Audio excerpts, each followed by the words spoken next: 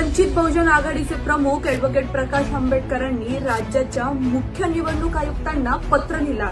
नुकत्याच झालेल्या विधानसभा निवडणुकीच्या निकालांनंतर लोकशाही संपुष्टात आली आहे का, असा प्रश्न इथल्या सर्वसामान्य मतदारांना पडला.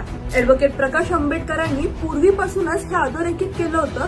निवडणुका जर ईव्हीएमवर झाल्या आणि बॅलेट पेपरवर झाल्या नाहीत तर लोकशाही आणि संविधान दोन्हीही संपुष्टात येईल. महाराष्ट्रात मतदान करायला अवघे 1 तास उरले असताना ते निकाल लागण्याच्या दिवशीपर्यंत मतदारांची संख्या तब्बल 75 लाखाहून अधिक वाढली आहे. त्याच पार्श्वभूमीवर अॅडव्होकेट प्रकाश आंबेडकरांचं हे पत्र अत्यंत महत्वाचं आणि गंभीर ठरतं. या पत्रात त्यांनी 3 प्रश्नांची उत्तरे निवडणूक आयोगाला मागितली आहेत. सर्वप्रथम निवडणूक आयोगाने हे स्पष्ट करावं की एका मतदाराला मतदान करायला किती वेळ लागतो.